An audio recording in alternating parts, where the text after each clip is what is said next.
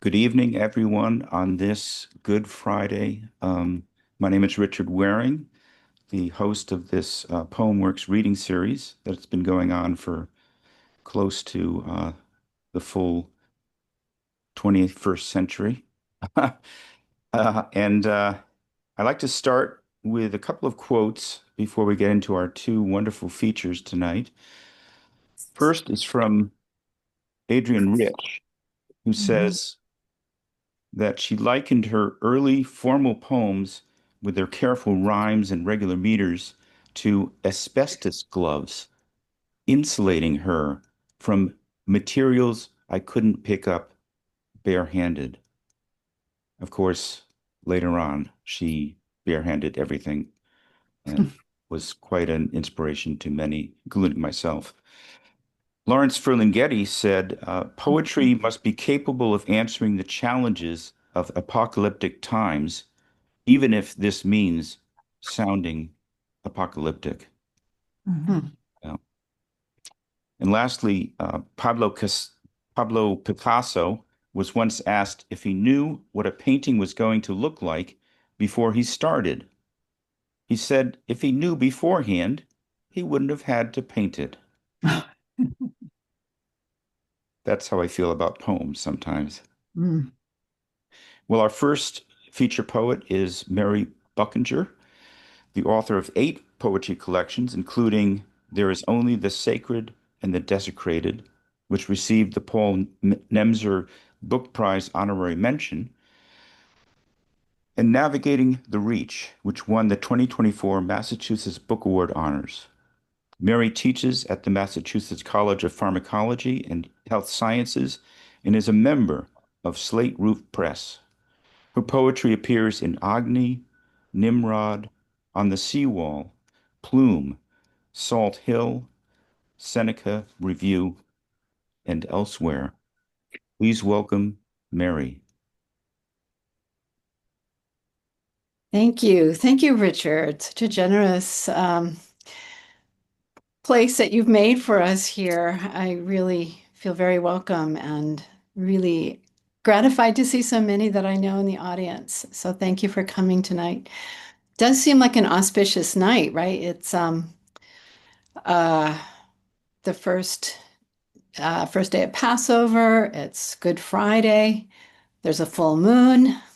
So a lot of things kind of Mhm. lined up. I thought for my reading tonight, so I'm reading from my new book. This is what it looks like. Mm. Um, Probably was all backwards there, but you can see No, it. good. Um, so I thought what I would do tonight, given where we are in the calendar and just where we are in the world, but I would start with death, and then I'll end with something of a resurrection, at least for a seed. Um, so I will start with death here. This is called On My Way to Work. On my way to work. I watch a hawk at the edge of a muddy puddle drink the way birds do. Beak dips, head stretches up, the liquid traveling down the extended throat. The pooled water gives of itself, unlike the hawk's rabbit yesterday, which had to be gripped hard, to be unpacked.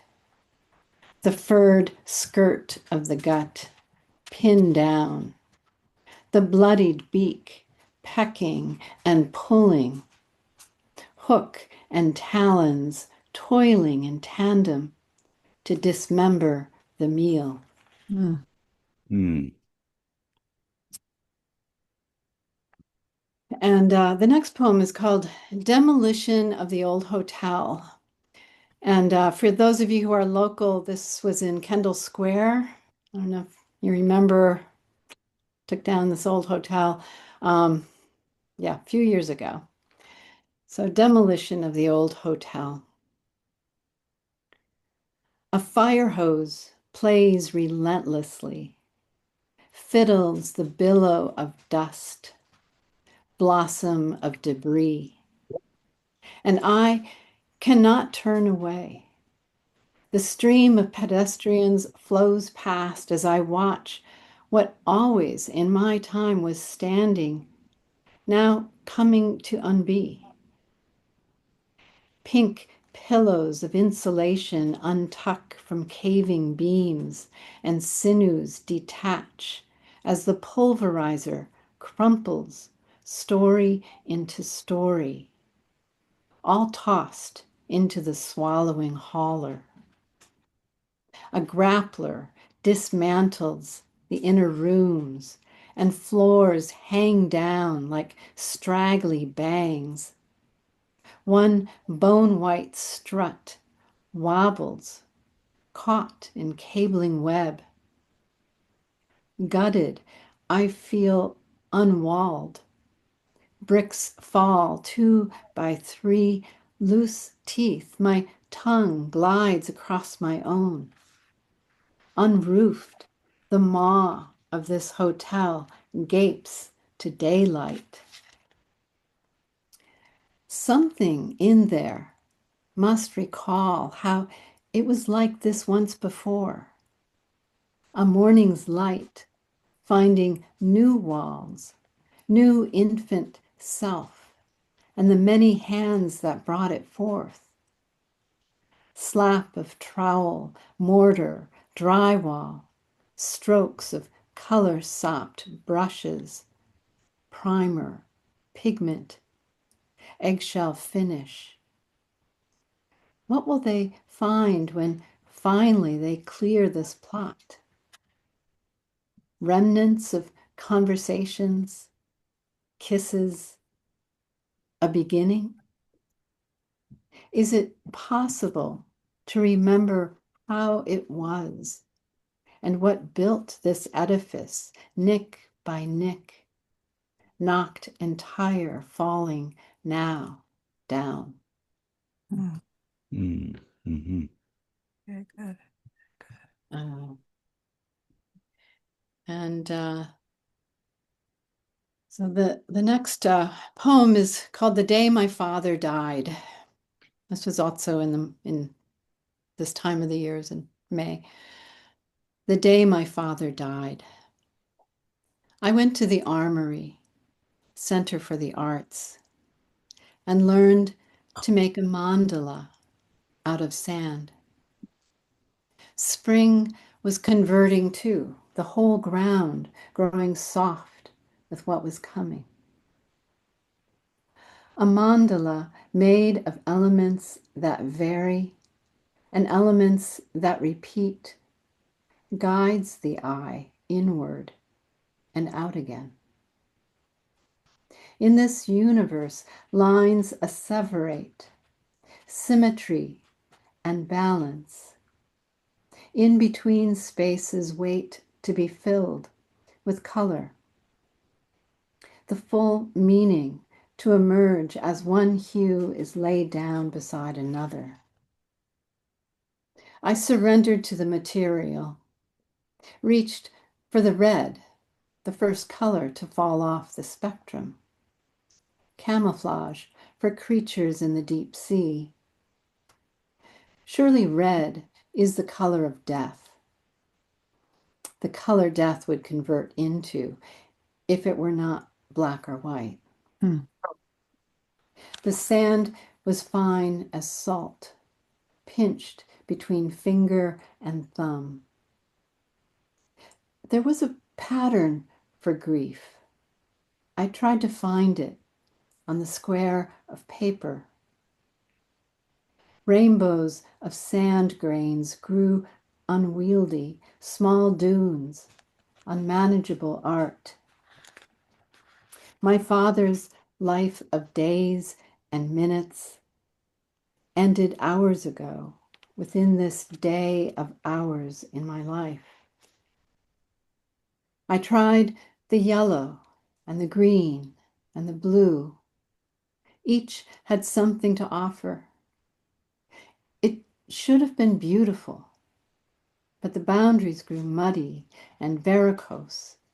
What I tried to fix, I smudged. a makeshift map, this letting go. And let's see. So the next poem's about a survivor of sorts. It seems like a good poem for this time. It's, if you're familiar with the moss piglet, also called the space bear, the water bear. It's a microscopic creature, but it's really been amazing in its ability to survive. So this is called The Parable of the Moss Piglet.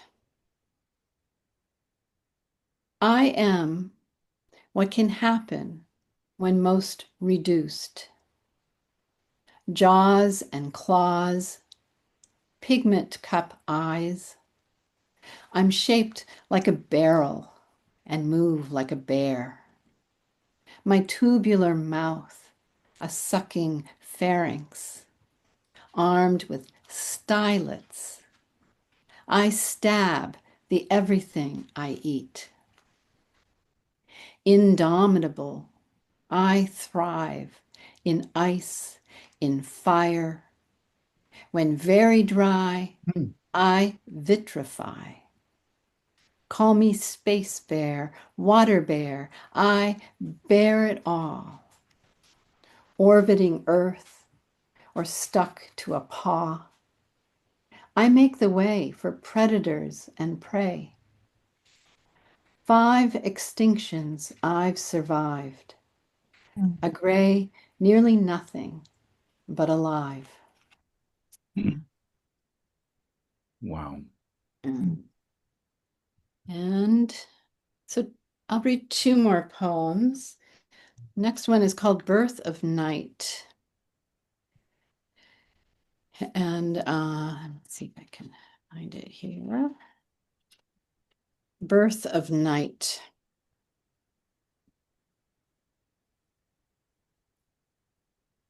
I watched it in my sleep. The moon crowning the vaginal horizon. Earth and sky together bore down, and the light was both new and ancient. When I see a photo in the news of a black hole, nothing light within, caught mid-swallow, devouring a sun-sized star, the star unraveling gold gone raggedy in the perfection of gravity's mouth. I remember my dream of round.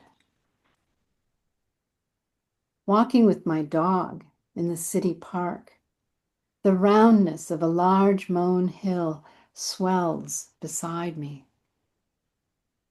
All along its curved edge, human silhouettes, unmoored stars, move against the sky. First one and then another, strangers having nothing to do with me or each other, bound only by the round. High tide at Carson Beach. I float beside a flotilla of migrating geese. The half worlds of their bodies bob black and white. I imagine their webbed feet balancing on my legs and torso. How little room they take, wings tucked. They paddle beside each other, perpetual movement within the moving ocean. The geese bide their time, waiting for me, my single splashing body. Swallow her, O sea, is one thing they say. And when I recognize myself as obstacle, I unsubmerge my slow, ruminating self and take my place on the darkening sand. And they sweep over, immediate, the buoyant tide of them gliding. I watch their long V cross my path in the water. What is it to be this thing that floats, emerging from fire, parting ocean from sky? At the end of my seeing, the very edge of what is and what is possible sometimes rises, half circle, half being into whole. Mm. Then I'll end with the kind of resurrection-y thing. Mm. It's a short poem. It's called Germination. And thinking about a seed as it germinates, it pushes out its cotyledon and all of that. So it's called Germination. It isn't a choice. The sluice opens. The little seed shakes. It breathes, hurts, shudders, and swells. Something gives, and it becomes what it's never been before. Mm. Wow. Thank you.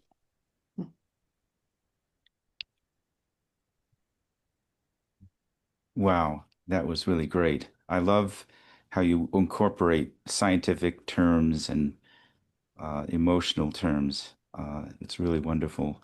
Those water bears that, have existed before the dinosaurs and still exist and will exist till the end of time.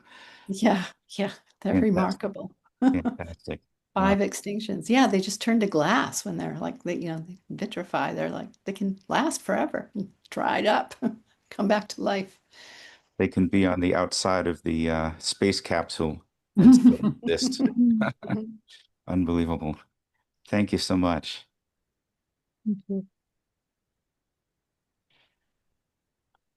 I want to mention that next month on May Day, our first Friday, will be with Melissa Surrett and Clara Silverstein.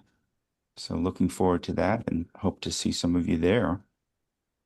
Our second and final, our ultimate featured poet is Wendy Drexler, who is a recipient of the 2022 Artist Fellowship from the Mass Cultural Council. Her fourth collection, Harvest of What Remains, received honorable mention from the Paul Memser Prize and was published in February 2026 this year by Lily Poetry Review Books. This collection navigates her journey as the primary caregiver for her husband as Alzheimer's wrapped its great arms around them, irrevocably shaping their relationship and summoning deep wells of grief, survival strategies, and the imperative to sow seeds of love and compassion. Her poems have appeared in Barrow Street, J Journal, Mid-American Review, Nimrod, Pangreas, Prairie Schooner, the Hudson Review, the Sun, and the Threepenny Review, among others. She was awarded the 2025 E. E. Cummings Prize from the New England Poetry Club, served as poet in residence at New Mission High School in Hyde Park from 2018 to 2023, and is programming co-chair of the New England Poetry Club from 2016 to 2024. She's currently serving on the club's advisory board. Please help me welcome Wendy Drexler. Thank you, Richard. And thank you so much appreciation for your hosting this series for how many years now? Oh, a couple dozen. Yeah, yeah. It's really great and you're always such a remarkable host and I love your intros. And Mary, that was beautiful, really beautiful sequence. I read with Mary in person in Gloucester a few weeks ago and she read mostly all different poems. It's really lovely to hear them and I always like to hear your voice and the way you read. So now that Richard introduced my book, I don't have to do that introduction, so I'm going to just dive in. This is the first poem in the collection. The great arms Alzheimer's has wrapped us in. To attend to you, O great arms, I upend, distend, and amend you. Sling the warp and fling your weft, divert, convert, and usurp you, embrace you, try to trace you, interrogate and negate you, celebrate, disdain, reframe you, stone you, atone for you, sit home alone with you, knock clean the bone of you, acquit you, flow merrily down the stream with you, bite the peach and swallow the pit of you, muffle my screams in an invisible seam of you, yoke myself to the tallest tree of you, hug your bark and pith, file smooth the roughest edge of you, tame you with sertraline, claim you, name you, spite you, write and rewrite you. Wow. In the kitchen. Oh, there's a carrot in this poem that's not the vegetable kind, but the little insert carrot. In the kitchen. I know what you're looking for, standing there, holding the orange juice carton in your hand.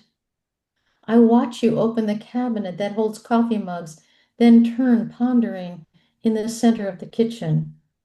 I'm on watch here, a watchwoman pacing the figurative ramparts, watching and wanting to insert a little carrot of ease into the sinkhole of your hesitation. The glasses are over there in the cabinet to the right of the sink, I say, shrinking my voice to the size of a seed, so my tone will seem anecdotal, incidental, non-directed, inflected with an orchard of kindness. This time, my words go down smoothly. You thank me, walk to the right cabinet, take out a glass. You pour your juice, and I stand there watching you do what you still can. Yeah.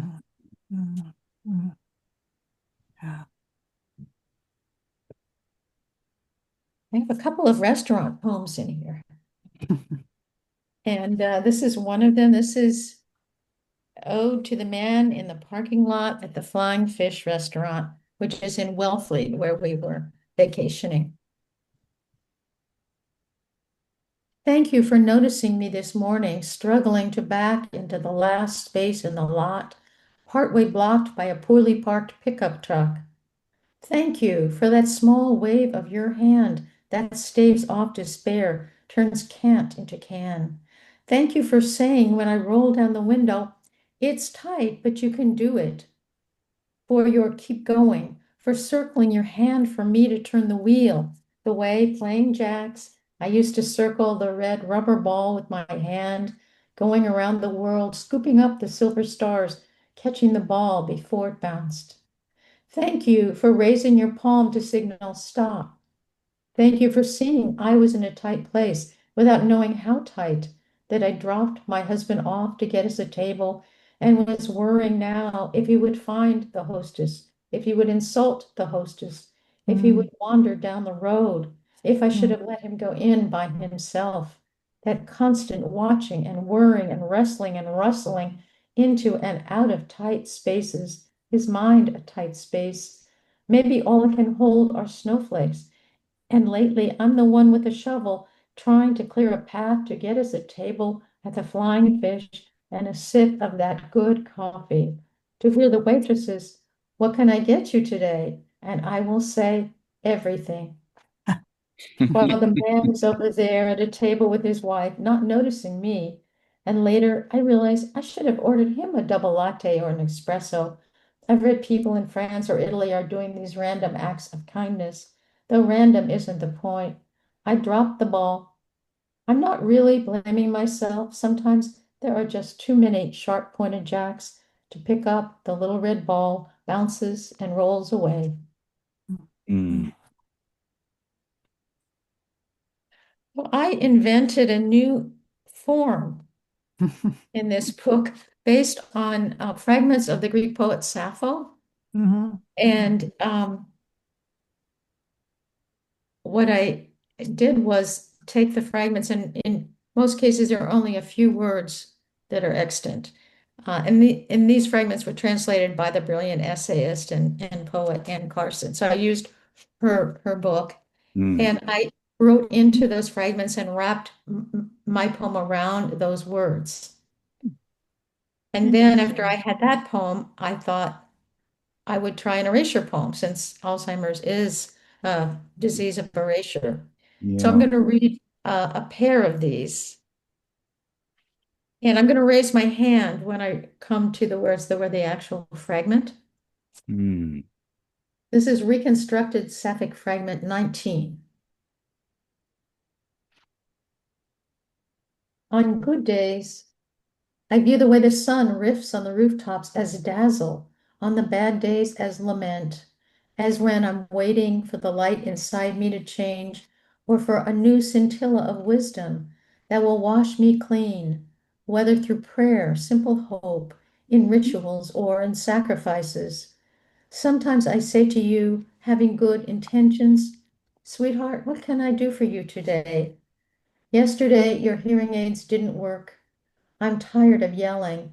Someone please clean the mirror of me so I can see my way clear, bend myself like a wood lily to what is handsome in the everywhere, skim over the turmoil like a water strider on a pond.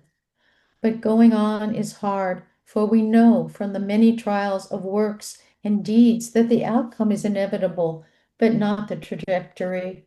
So I tend to vacillate between the poles of certainty and wistful thinking. How can any rock of faith not strike hard sparks against the rasp of doubt, especially after I saw you smothered in confusion and you exploded all raw impulse and toward paranoia, as when just yesterday you swore at me, "You're a fucking dictator and you're ruining my life." Mm. I must believe he says this from the part of him that is no longer him. Wow. And I wanted to just show you what the erasures, I don't know if you can see how the page looks. Oops. Is that showing? No, Mm. Pull it's it, just put it, blurring. put it close to the screen Yeah, I don't and know. stay there. Oh, Yeah. okay, Keep it there. Uh, there. you may need to remove the blur. The Your blur, right. yeah, Oh, that's yeah. why. That's why. Yeah. Good Okay, point. I can do that. All right, I can do that. Okay. Yes. There you Yes. go. So yeah, so Mhm, that's, mhm. you see how they're paired. So the erasure Wow. is right Yeah. next to it. Yeah. So Wow. this is the erasure of reconstructed Sapphic fragment 19. Waiting to bend every story to raw ore and ruin. It Mm. was really an interesting process for me. I found that the reconstructed fragments were kind of words of consolation to myself, ways of guiding myself through this journey. And the erasures revealed the sort of raw underbelly and horrors of the disease. So Mm. it was really a learning experience for me. I want to ask you, I want to ask you if we should waterproof the basement for $1,750. I want to tell you when you ask how my day was, but I know the details will be too hard to follow. I just say, it was fine. I want you to hold and console me when I cry over Jay's breast cancer. But when you do, I can't feel you feeling me. When you ask me if I'll ever want to make love again, I wish I could say yes. When you tell me you'll always be there for me, I know you mean it, believe it. So in that space that hesitates between the hammer and the anvil, I say, I know you will. I don't tell you how lonely that makes me feel. And here we are, love, suspended between the slurry of earth and the picnic of stars. Mm. Little nod to Lucille Clifton there, I realize. Mm. When Christine Jones, who is my editor from Lily, was going over the manuscript, she said, I get a lot of emotions here, love and compassion and frustration and anxiety and guilt and grief, of course, but I don't think you have any poems about anger. And she was right. I think it's sort of part of the guilt of caregivers when we sometimes lose it and we repress some of the angry feelings. So I needed a poem about anger. Mm. This is in the form of a haibun. So there's a haiku at the end. My angers, my shove it down a chute anger, give me a break or else anger. Every night I feed my anger a Netflix series, The Good Wife, Law and Order, Special Victims Unit, and a bowl of popcorn sprinkled with avocado oil, salt, nutritional yeast.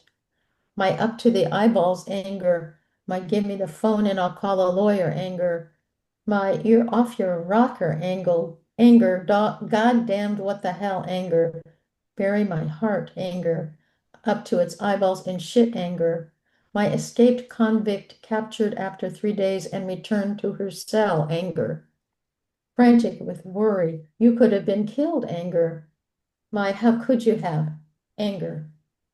My angers billow into rage that tries to swallow all my angers. My angers swing back and forth from the chandelier that hangs from the ceiling in the great room of anger, in the great house of anger.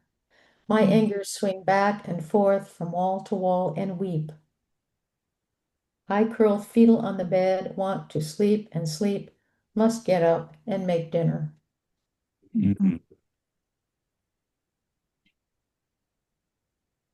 Here's another food poem. Clover Food Lab. Some of you know Clover Food Lab. And thank you all for coming. It's so nice to see so many friends and people I don't know. And so happy to see all of you here. Clover Food Lab. He's trickling hot water meticulously over the grounds of my decaf pour over iced coffee, 4 or 5 passes. It's the slowness I crave, the waiting for this coffee, and I bet the black, gray, and white speckled counter is made of an environmentally friendly, non-toxic composite. I've had a hell of a day. And while I wait, I marvel at the tidy displays, bags of roasted beans, the El Salvadorian Monte Carlos, the Costa Rican terrazzo, each color-coded printed label curated like an exhibit at MoMA. It's the order I crave, away from the books piled so high they sway beside my bed, the stacks of New York Times, the checkbooks I've hidden from you and don't know how to tell you, the 3 times today you've asked what day today is. It's the sinuous shape of the 4 beakers lined up on the counter I want, with the ripe pulp of pureed juice waiting to be mixed with sparkling water. Actually, I want everything here. I want the stainless steel stove, the covered cauldrons of chickpea fritters, the unblemished white tile, the minimalist good looks of the designer chairs, as if we have all day to be at our best. I want the pesto breakfast bowl with organic Longwind Farm, lowercase tomatoes, white clutter lunch with capital letters, a soft-boiled egg and massaged kale. I want a massaged back and a massaged mind. For dessert, I'll surely want the egg-free, peanut-free, soy-free, milk-free, wheat-free pistachio halva. I'm going to walk out of here scot-free and easy as a newborn babe who's played all day in clothes. Oh, I also wanted to show you the drawings that my art collaborator and friend Connie Sames made. So these are on the section pages. She conceived 2 strands of lines, one my journey and one my husband. And progressively you see my husband's strand is sort of decomposing. And these are all made up of letters from my poems. It's really quite remarkable. Wow. Wow. And she also has illustrated some of the poems. Like here, this is in a poem about tau and amyloids. And again, those are all letters. Mm. Lovely. Oh, I'm so grateful. I'm going to read another pair of sapphic fragments and erasures. This is reconstructed sapphic fragment 82B. This morning, all of a sudden you asked if I'd like some tea and if I'd slept well in your old way, as if nothing had changed, bringing me my Earl Grey with almond milk in my favorite mug as if our intimacies had renewed unscathed, as if the wind were clearing a path through our intact years, renewing us, the way the hawthorns shake off their shelves of snow and the branches sway free. But now I don't know how much more will be asked of me, what I will have to give up, culling charity or trenched with dire. I'm too much your only. I must remember to withdraw long enough to hear the songs the wind writes between leafless branches, little themes gusting in unsuspecting places, reprises of rising and falling, the patient modulations da capo al fine in the key of. Trees need winter to harden themselves, but maybe surrender is what makes their songs more finely shaped. Mm. And here's the erasure of reconstructed Sapphic fragment 82b. Sudden thorn now, I withdraw between the gusts in surrender. Mm. And two more. This is another Hyben. This is from the last vacation that we took together in Stockbridge. And there's a great bookstore there. If you go, they're called The Bookstore, and even a Netflix film about it, which is just beautiful. So we went to the bookstore. Ivan, on our last vacation together, I asked you to wait for me on a bench outside the bookstore. I should have known better. Walking home, you text, and are gone when I come out. Blessings for the 2% charge left on your cell phone. Blessings that you pick up when I call.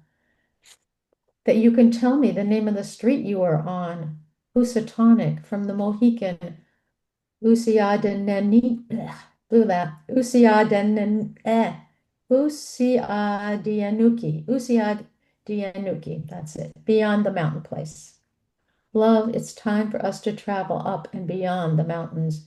At the peak, we must take separate paths down.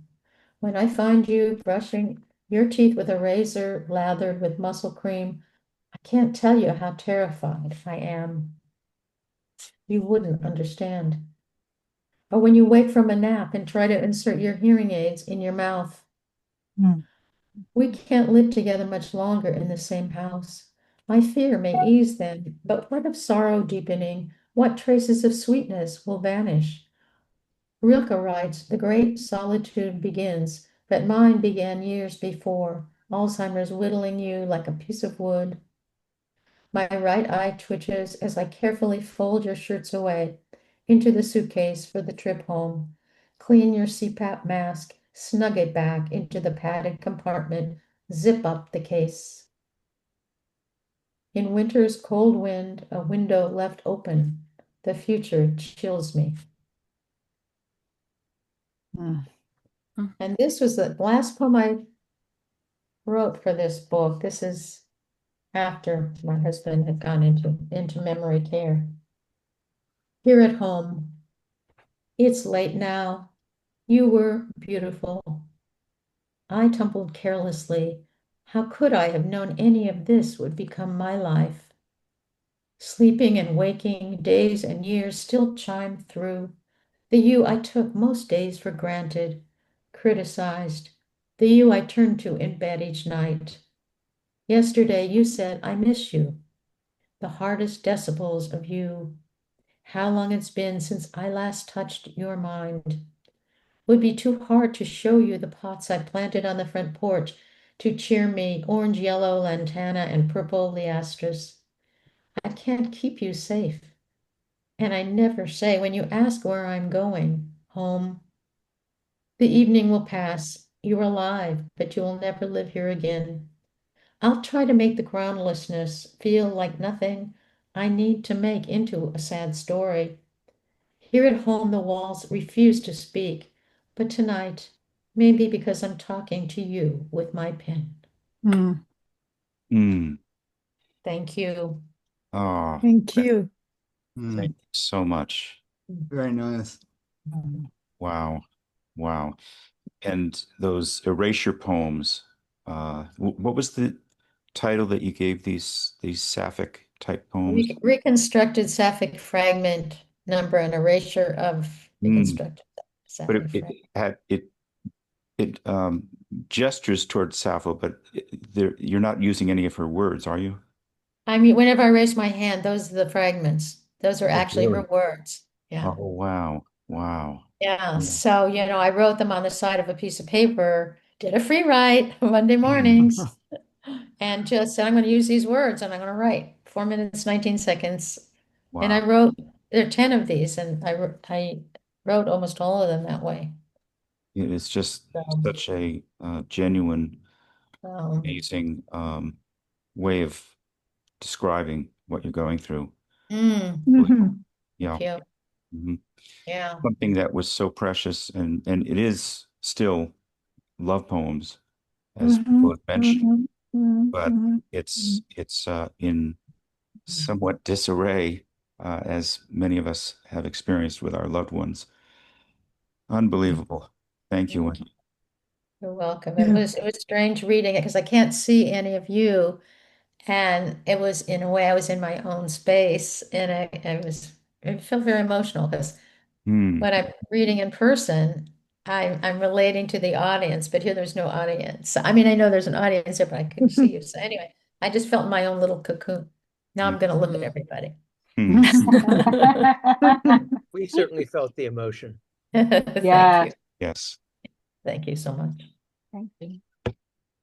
Well, okay. So I think it's time that we hear from everyone else in the room who wants to read in the open mic.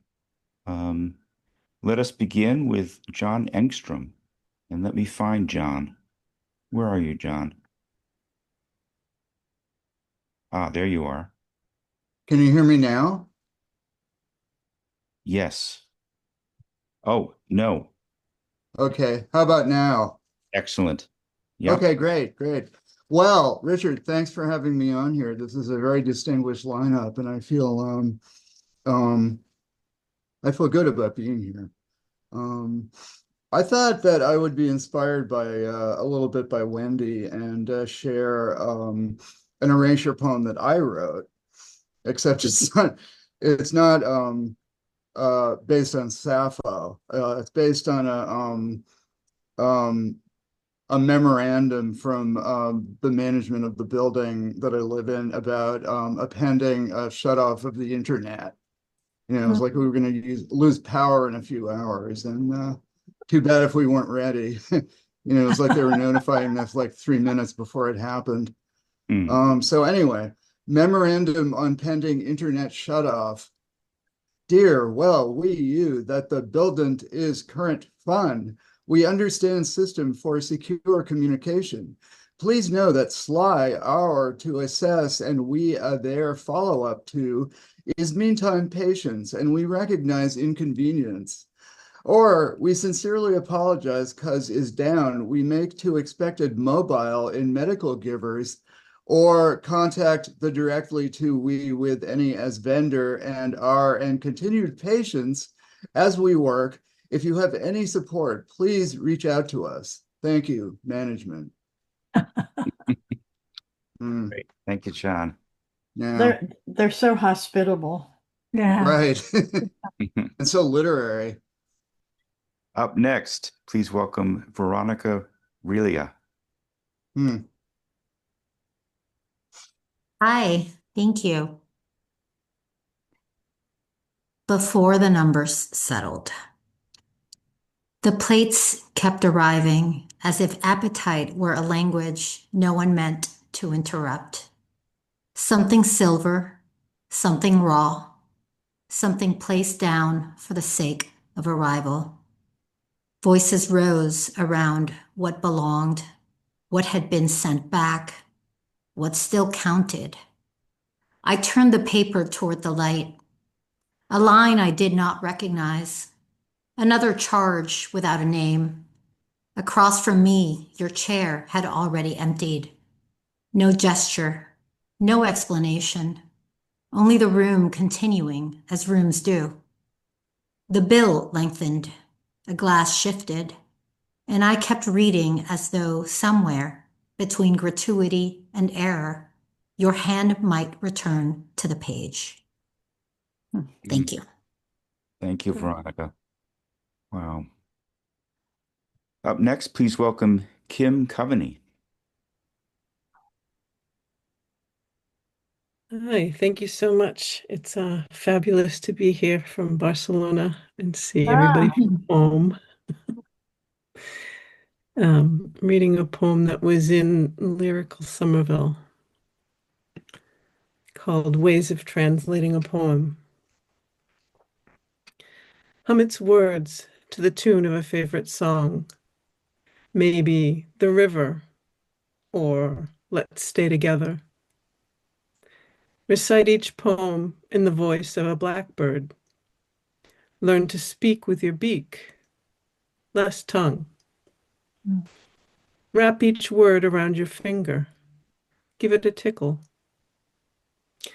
Take care when overstepping boundaries. Gargle unwilling phrases, but use only filtered water. Mouthwash is bad for prepositions in any language. Try changing the color of a verb.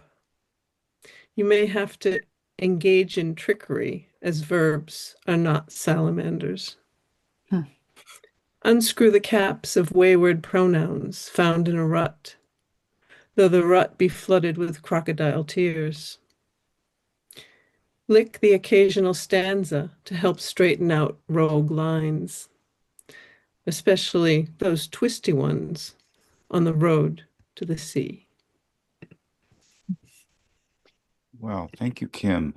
I love any poem with salamanders in it. And thank you for coming from such a faraway place to join us. Up next, Such a beautiful place. yeah, Melissa Green. Unmute. I did. Good. Okay. Thank you for having me. I know nobody knows me. I'm just here. I just wandered in when you were all at AWP. Thank you to the two feature readers. They were amazing, and I'll be really thinking about you both for a long time. Mhm. Can you hear me okay? I hope. Yes. Okay. This is called Crossing the City. I begin at Park Street Station and climb to the Athenaeum at 10.5 Beacon, looming over Copp's Hill burying ground on the Freedom Trail. I'm not a tourist. I was born here. At the northwest corner of Boston Common stands Augustus St. Gaudens's bronze bas-relief of Robert Gould Shaw and his black 54th Massachusetts Volunteer Regimental Infantry as they left port for South Carolina in 1863. Near Exeter Street, I come upon a stand of arborvitae and happen to see, by luck, at just my height, a barely covered, barley-colored, saw-wet owl, solemn as a little saint with lustrous eyes. A single feathery comma falls into the snow at my feet. I find myself weeping through the noontide Angelus, which rings out from St. Cecilia's on Belvedere, as if the last 50 years for me had never passed, and my stillborn Thanksgiving Day son had lived. Wow. A feathery comma. Wonderful imagery. Thank you. Thank you, Melissa. Welcome. And here now, please welcome Maryrose Carroll. Thank you. Thank you so much. I'm not reading my poetry, although Conversations with a Dead Lover would be good for Easter. I'm reading from my late husband. And let me introduce you. He will be, by his birthday, 100 years old, 27. And we're starting to celebrate that. And his first acknowledgement was beating censorship from the University of Chicago and from the US Post Office. And then he published many people, like Lawrence Ferlinghetti was a great friend, but Mhm. Jack Kerouac and many others he published. Mhm. And he had a connection to an ancient poet like Wendy. But in Paul's case, it was Shams of Tabriz. Mm. And he started to write poems to Shams a year after we married. He said, there's a poems I know that I don't know. And he went through this process of writing to Shams. Now I'm reading a short poem called Bequest. And this gentle, quiet, early April rain tonight, its voice a ghost against the window pane. Outside, the rain feels raw. It's chill, the chill of lizard's blood. Who wants to die? And yet it's only fair to let others share this peach of an earth where we can think and sing, make children, love, create, where we can walk among alfalfa and sweet clover tall as rabbits' ears, and swim in arabesques like dolphins, an earth where all of us are astronauts. To the man or woman who, 100 years from now, occupies the space I knew, I offer you this poem. Paul Carroll. Mm. Absolutely wonderful. Wow. Thank you, Maryrose. You're welcome. Glad to share it. Mm. He comes to life. Mhm. Please welcome Jonathan Aibel.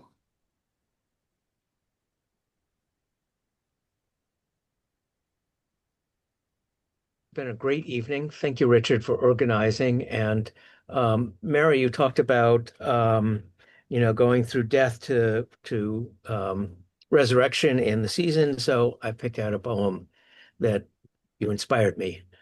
The road back from Saint Roch, Montelou, France. Grasshopper flashes orange, wings as he leaps, distracts Philip, my retreat mate, two poets in Occitane. Returning to the hotel, he stops at a cairn, studies the wooden sign worn unreadable, squats for a lavender-skirted columbine, his shirt open in the heat, then stands, turns, shirt tails flapping, over his soft belly, his pale chest, the long scar. Then a plowed field, ruddy soil, yellow St. John's wort. I don't think of my remission. At the top of the hill, stone chapel, where our guide related, Roch tended those sick, the plague, when falling ill himself hid in a forest where a local dog brought him bread and licking his wounds healed him. Up there, French land rippling away from us, I didn't think to pray. Mistral blowing so hard, we held out our arms as if to fly. Thank you. And let me share a wonderful image from that very place that Jonathan mentions in his book.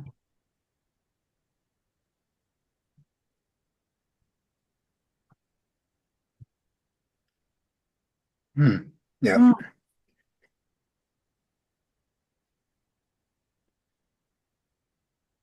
Wonderful place. Thank you, Jonathan. Up next, please welcome Margot Wizansky.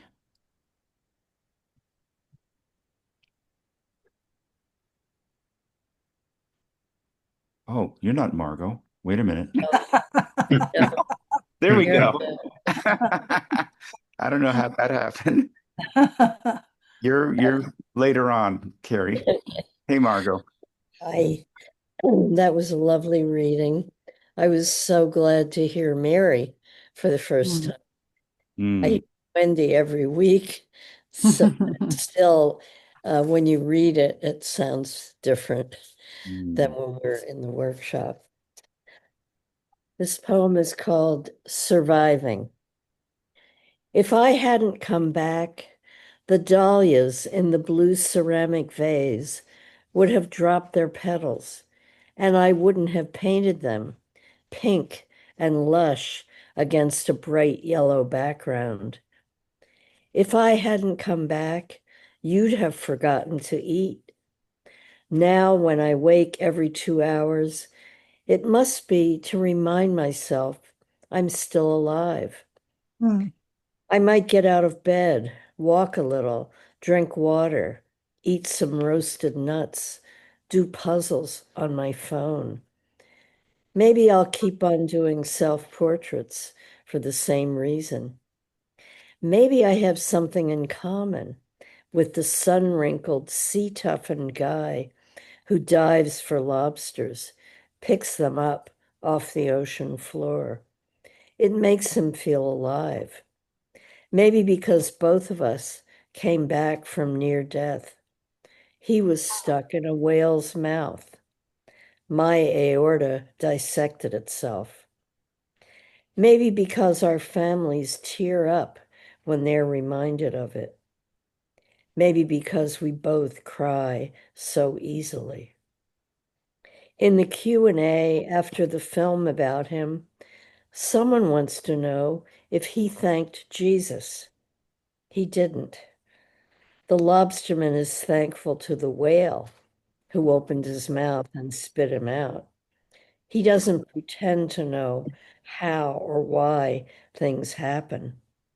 I thank my husband who called 911, the emergency responders, the doctors. For more than 6 years, I haven't thought about thanking any deity, unless luck is a deity. Maybe Jesus is the same as luck. Maybe we should stick with the facts.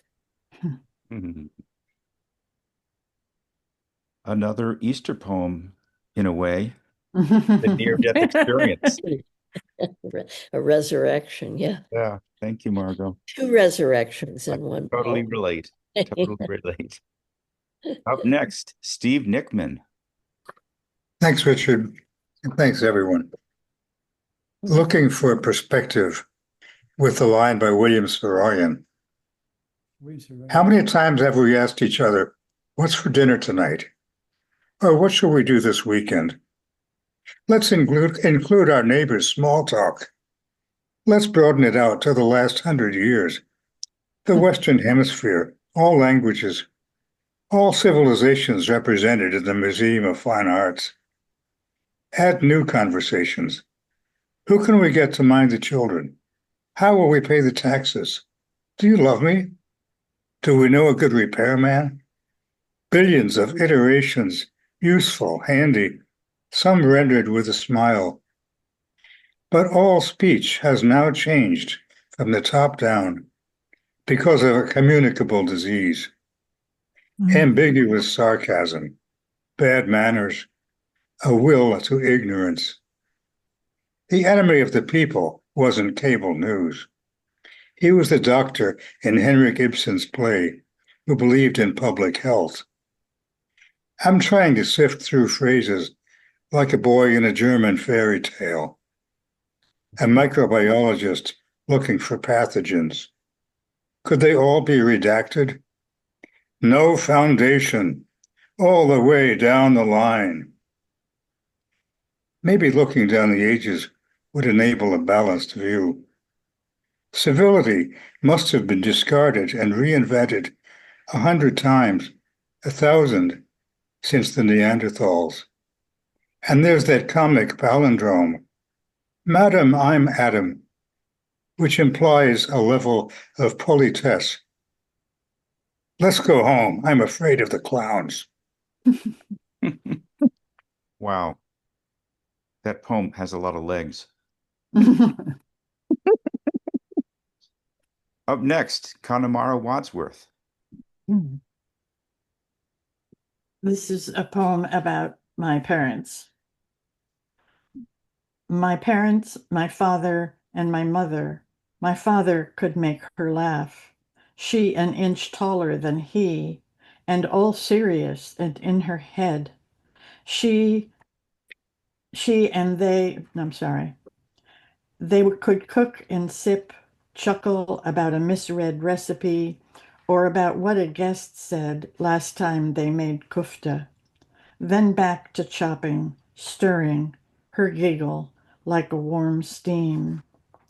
And when they danced, he led her through his twirling waltz, both eye locked, stopping only as the music did. How I wonder now who else she might have danced with like this.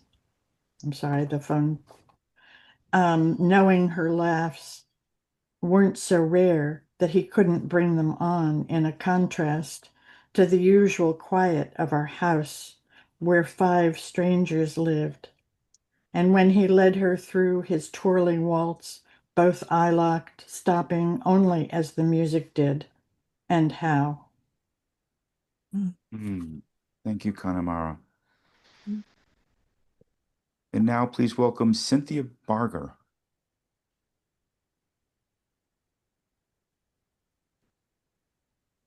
Thank you, Richard, and thank you what is this? Okay. Thank you, Richard, and thank you so much, Wendy and Mary. What amazing readings. It was just great. And it was great to hear you together. So thank you. This poem is called Urgently Requires Saying, after Diane Seuss.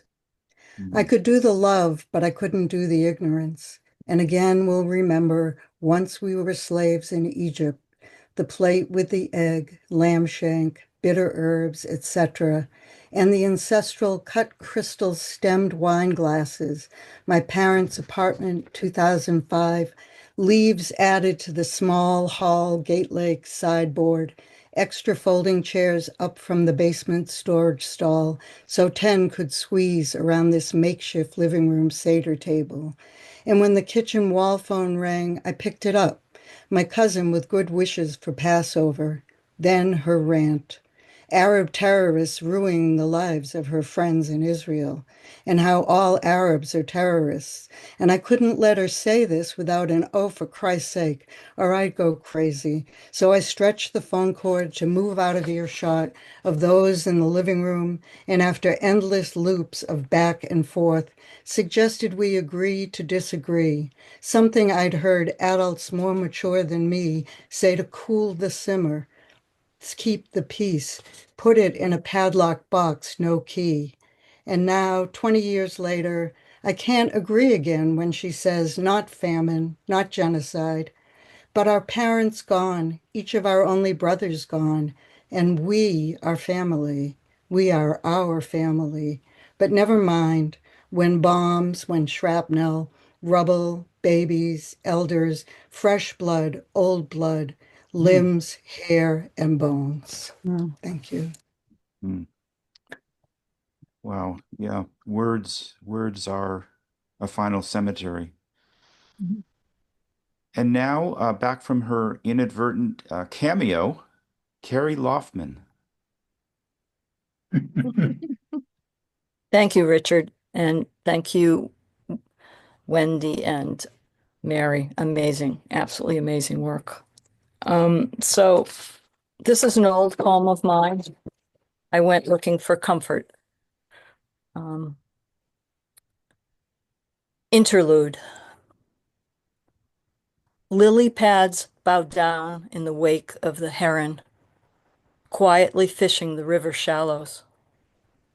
On the footbridge to the art museum, 2 Japanese tourists pause and pull from hidden pockets smartphone cameras to catch the tilting head, the questing eye. College boys interrupt their game to watch, sweaty bluster all stowed, manners ready. Signs are taken for wonders. Mend me now. One deft stab, a flip. Quick silverfish slips down the uncompromising throat. A moment's hunger sated, the hunter goes alone, fragmenting our attention. Webbed feet breaking cloud plates on water. Beautiful. Thank you, Kerry. And now our penultimate poet for the evening, Holly Guran. Thank you, Richard. And also, thanks. So wonderful to hear Mary and Wendy tonight. I really loved seeing and hearing you both. This is called Amanita by Sportagera and Destroying Angels. On our front lawn, two giant puffballs. Safe to eat, my husband says. He plucks them, places them in the fridge. I recoil, wary of these mushrooms he'll cook. To me, they resemble the poison variety, the destroying angel, white, soft-textured, shaped like a gnome's house. What can appear appealing with the thin knowledge that arrogance sustains may bring danger to a person's survival? But my husband is a researcher I trust, not given to the casual perusal of what's edible and safe. Not all citizens are reliable researchers. Somehow the poison mushroom's appeal reminds me of my nation's peril. Drawn to what appears nourishing, the gullible citizens digest the destroying angel's pure white, sliced down the middle, believing it will satisfy their hunger. Then in about a day, make that 6 months, a year, or two, the toxins deliver disease to an entire nation. Inside this nation, my husband and I march. We join the unwilling. The crowds increase. Very good. Very good. Thank you. Thank you, Holly. Thank you. I'm still a little concerned about the mushroom eating, though. They're okay. They're okay. Well, just a little bit of the revenging angel is enough to stop all your organs in a matter of 10 hours.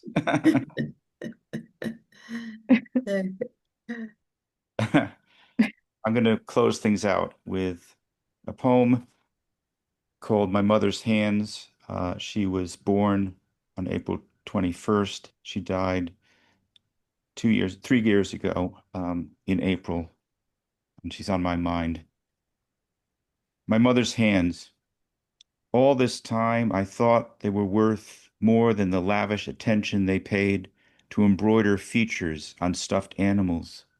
She had been a scientist finding a cure for leukemia, now making realistic mice to replace the ones she sacrificed to science. Her needle fine as hair, eyes steady as steel, teeth bared to nip away the final thread. What was happening was her love of being a mother, her dexterity as determined as destiny, no betrayal of womanhood, but a gift freely given, head bent in godlike solicitude under the illuminating orb, tending and mending, recreating the world. Thank you. And I want to bring about our gallery view, and if people could unmute and give a warm thank you to all of our poets, especially our feature poets. Mm-hmm. Yes. It's been absolutely a grand evening, and I think Margot and I could agree that we might not have needed heart surgery had we gone through this evening. Maybe it was best we did go to the hospital. Any last thoughts among us? Yeah. It's good to see Julieta and Billy Joe for the first time here, and others. Thank you all for being here. And if anyone wants to be on the mailing list, the email, please let me know in the chat or afterwards. Richard, Yeah. can I give you one quick line from Carroll? Absolutely. We walk inside the heart of God all day. Wow. Hmm. That has a kind of Rilkean quality to it.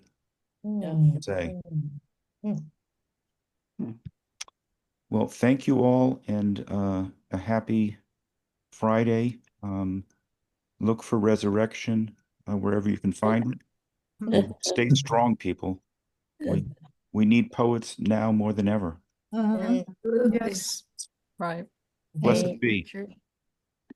Thank you, Richard. Thank you, Thank you. Richard. Thanks to Thank you. everyone. Thank you, Thank everyone. you. Thank you. Good night. Good night. Good night. Good Good night. night. Good night. Just the fact that this happens.